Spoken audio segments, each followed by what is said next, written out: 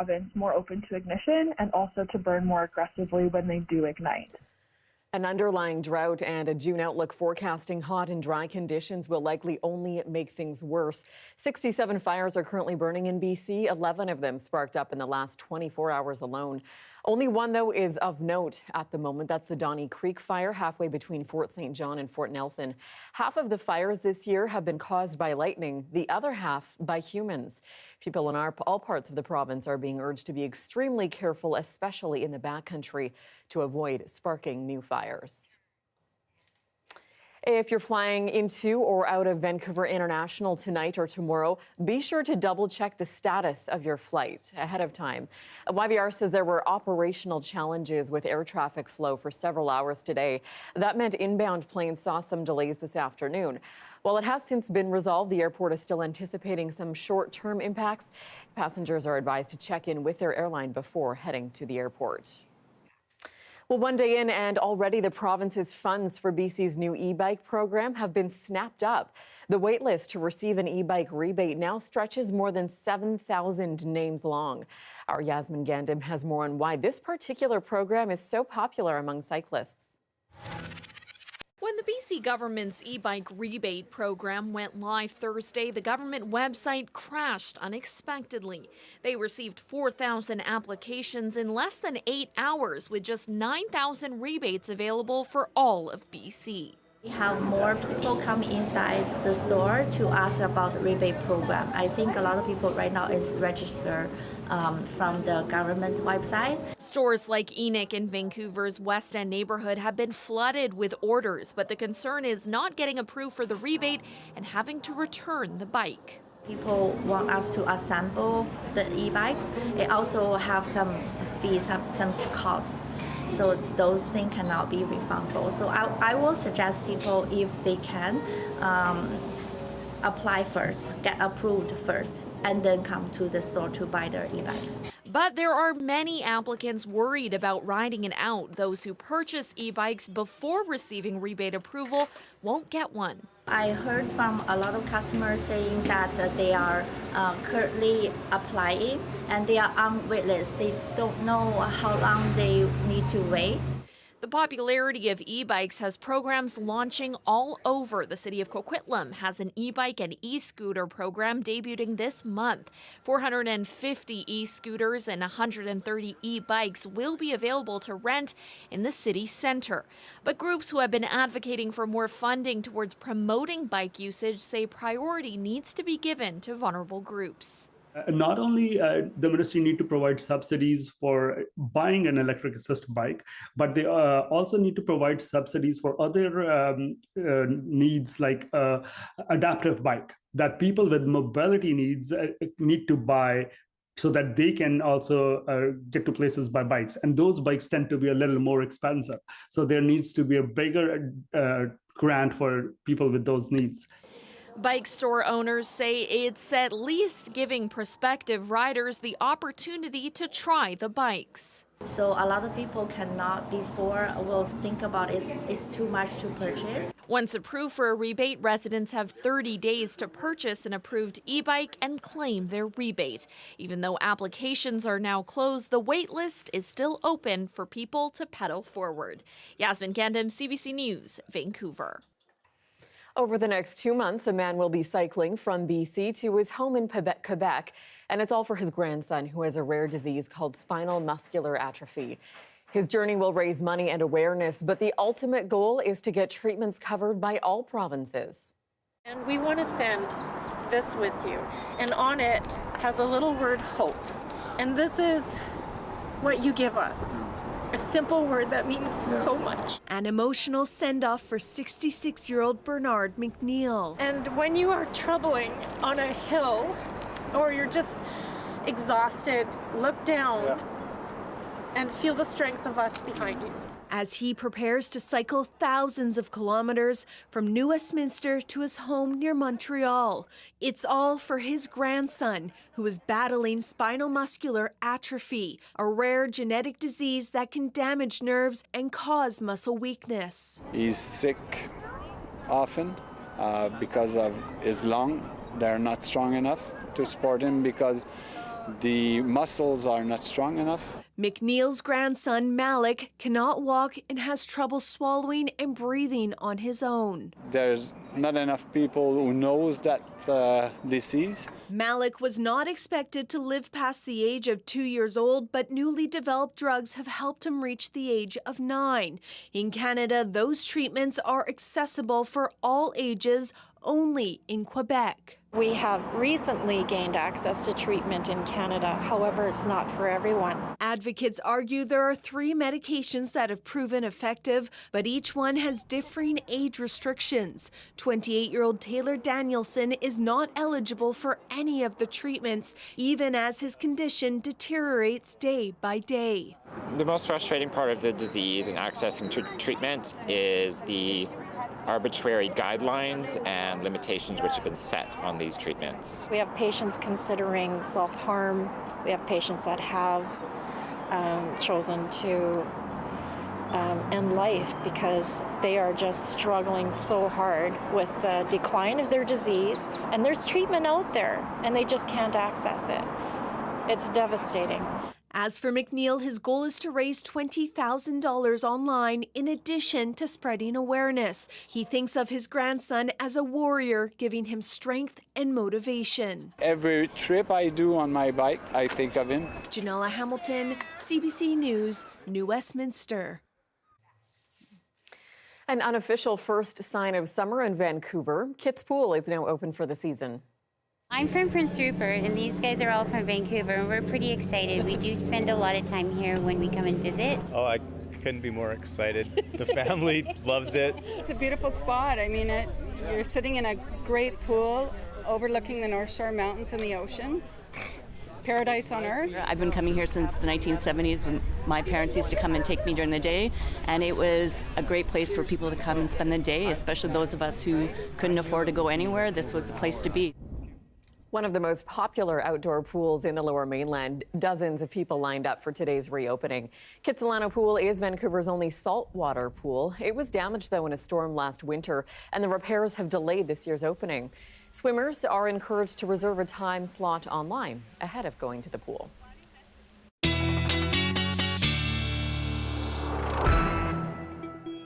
And let's take a look at the forecast now. We'll start with those current conditions around the region. Still a very nice evening, mid to high teens around the Lower Mainland. We're going to stay clear overnight and be in store for a very sunny, not only Monday to come, but the entire work week, really. Here's a look at the satellite radar. You can see that high pressure system continues to stretch across at least the southern half of the province. There is a spinning low way up on the north coast. That's bringing a special weather statement to the Dease Lake all along the north coast, really. So lots of rain could lead to some landslides and possible washouts as well. That's the only thing to watch out for. I'll have your 5-day forecast coming up.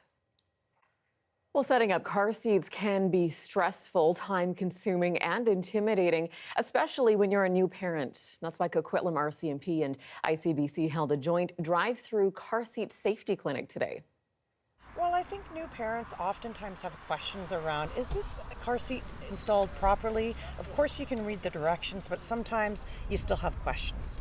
And so now is their opportunity to ask the questions to a certified person that understands how to properly install a car seat, and they are able to get their questions answered and ensure that their child's seat is installed properly and as safe as possible. And parents were able to have their car and booster seats checked out by certified educators, and they were also given expert advice on how to properly install a car seat. And, of course, the reminder that car seats are effective only if installed correctly. Well, June marks Indigenous History Month, but for Squamish Nation, this year is particularly special. It is set to celebrate 100 years since it was born from a historic merger. The 1923 amalgamation is revered as a watershed moment, and as our David Ball reports, it's a source of pride that has inspired generations. It's a huge day for Squamish Nation, which is our Squamish Nation community. As National Indigenous History Month kicks off, Squamish Nation remembers the very day a century ago that their ancestors formally joined together. They call it Amalgamation Day. In July 1923, dozens of Squamish leaders stood at Indian Affairs in Vancouver, some holding thick briefcases, as they met with notorious department head Duncan Campbell Scott. Ottawa recognized their merger of 16 Squamish villages into one body, today's Squamish Nation. You know, I grew up listening and hearing about the stories of the amalgamation from my late grandfather, and we have come such a long way in a short time, in 100 years. 10 years earlier, residents of the Squamish village in what is today's Kitsilano neighborhood were forced out as their homes were burned down. Squamish Nation now has those lands back, where they're building a major housing project. They broke ground at an event with the Prime Minister last fall. We've been beat up so much, there's a cliff.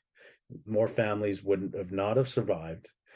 But at the same time, this unity we talk of really embraced us and protected our culture, our traditions, our language. It protected our oral history. The nation plans to mark Amalgamation Day with a month of public celebrations on the North Shore in July. You know, it's really about coming together like we did for amalgamation and really signifying that, timeline to continue the hope forward to another 100 years. And I'm excited to bring my children. Events planned include canoe races, live concerts, youth lacrosse games, and ceremonies, open to all of any generation. David Ball, CBC News, Vancouver. Well, pairing students with elders to write memoirs of residential school survivors. That's the focus of a new program at Vancouver's Langara College. And as Janelle Hamilton tells us, a set of memoirs chronicling one of the darkest chapters of Canadian history is now being published.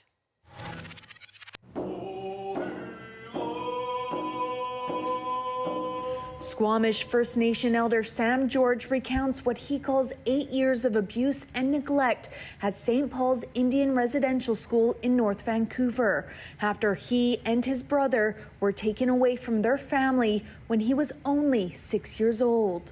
The first day, like grade 1, I seen 2 brothers get beat up by a nun quite severely because they were speaking their language. George says he barely survived his experience, and it wound up leading him into a life of addiction, crime, violence, and incarceration. I went to Ocala prison at 15 years old.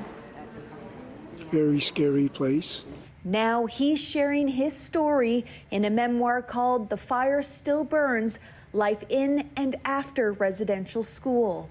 Writing it down, getting it all out there, really looking at myself and trying to be honest about it. And just getting it out and say, okay, that's me. I was like that, I'm not that way anymore. George's is one of 5 memoirs written in collaboration with students and educators, a part of Langara College's Writing Lives program. There's a real emotional process to having the students learn to really care for the elders, right? So they're not just interviewing them and asking questions and badgering them, but they're working to slowly build the relationship and build the trust. Tanis Wilson is an off-reservation member of the Constance Lake First Nation in northeastern Ontario. She was one of the students who worked closely with George on his memoir. He had to be really vulnerable to do this. I think it's a really brave thing that he's doing, and he just really encouraged me to remember that, like, as Indigenous peoples, our fire can never burn out. The course involves developing a relationship with elders, sitting for several interviews to record their stories, which are then organized and edited under the approval of the elder. It's a privilege to be able to actually, sit down with someone and hold space for them. George's memoir takes readers from his early childhood to what he remembers as the horrors of St. Paul's and its devastating aftermath. It ends with him finding a way forward in life by reconnecting with culture. He says it's a story of survival and rebuilding after trauma. I had to look at myself. Very big step in healing. Knowing who I was, knowing who I am. Janella Hamilton, CBC News, North Vancouver. In other news today, a new plus-size clothing swap offers Vancouverites free second-hand clothing, sizes 14 and up. But organizers say they want to create a welcoming community for those who are often excluded from the fashion industry. Take a look. Yeah, so what we're doing here is we're doing a clothing swap. This is a swap specifically for people who are sizes 14 and up. This is our first one. We've actually gotten a lot of really good engagement on Instagram. A lot of people reaching out, just saying like it's really great to see this kind of space in Vancouver. Vancouver tends to be very small sizes, and it's hard to find plus size clothing for people in our community. The goal here is to be able to provide affordable clothing for people who are plus size. The issues we find in the plus size community is that we're all different shapes and sizes, and it's hard to find clothing that fits. So it's impossible to find, not impossible, very hard to find plus size clothes in thrift stores, and the ones that are there are taken by people who are smaller bodied and used to like upcycle into something, you know, bigger, and so they'll take the bigger clothes to make themselves something tailored, and so we're left with hardly anything. And then the stores that we do have are really expensive, so yeah, it's hard to find anything. And especially if you're a bigger fat person, so I'm like a medium fat person, if you're bigger, then it's impossible. Oh my God, look at this. Brand new with tags. Obviously it looks amazing on me, right? Do I look fabulous or what?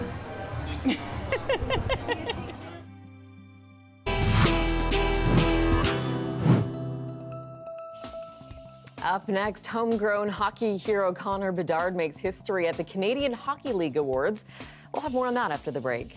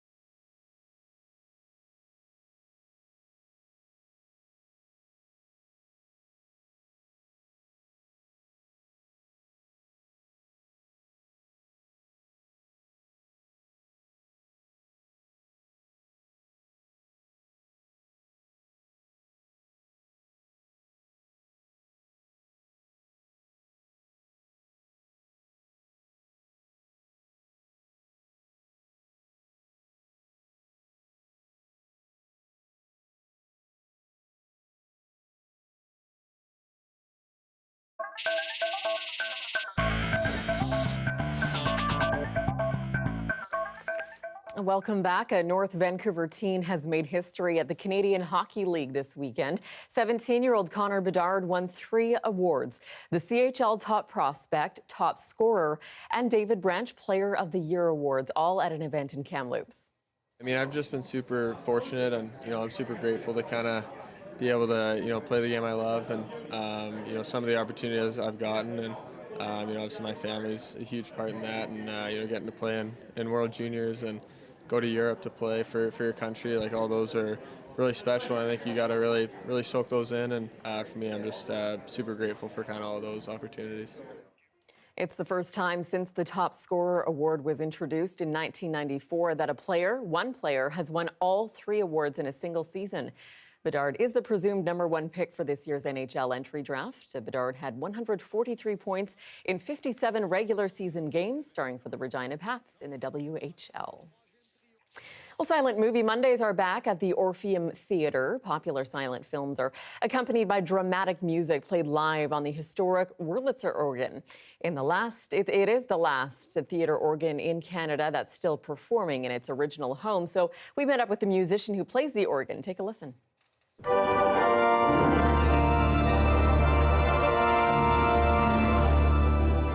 Monday night, we have our second installment of Silent Movie Mondays, which is a celebration of the history of Vancouver, the wonderful mighty Wurlitzer organ, which is home here in the Orpheum Theatre.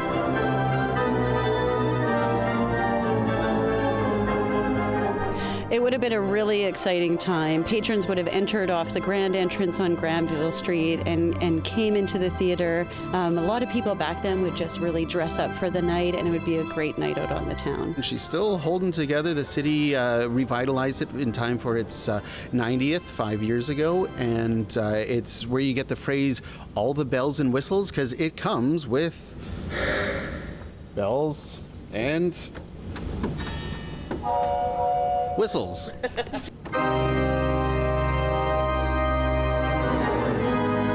What are we looking at? How many buttons and knobs and all kinds of things like that? At Command Central, we've got 3 keyboards for the hand and 1 for the feet, and they're controlled with all these color-coded tabs here with names and numbers indicating how high it'll be. So if I hold down a key,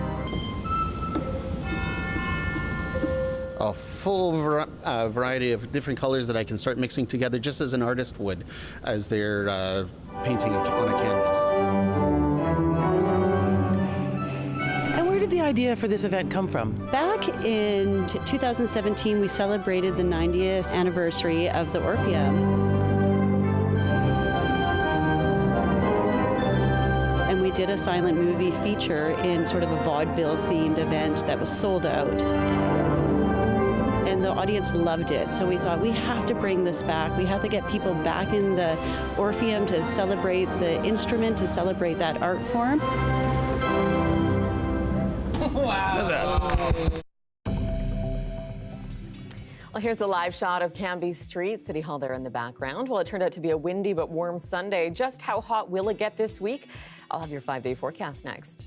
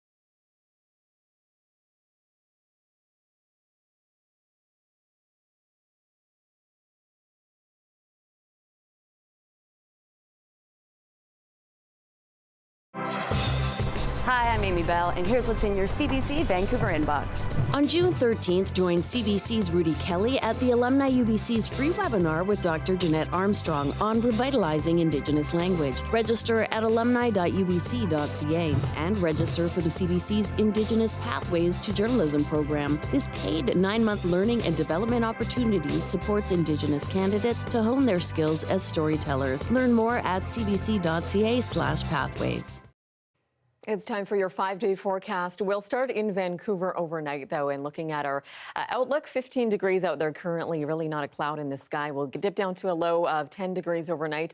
And then the morning, bright sunshine in the morning, and it will stick around for the foreseeable future. It's going to be warm across the province. In fact, 5 degrees or so above seasonal for Metro Vancouver.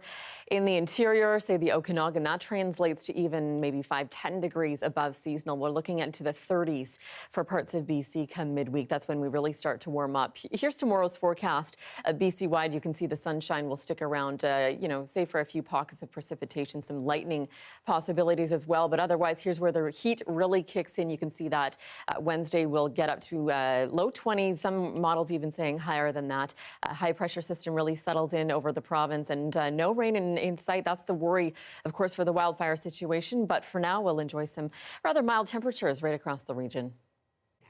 And that is your late news for this Sunday. For news anytime, head to cbc.ca/BC. Your next local news is on the early edition on CBC Radio 1 starting tomorrow morning at 5:30. Thanks so much for watching this weekend. Good night.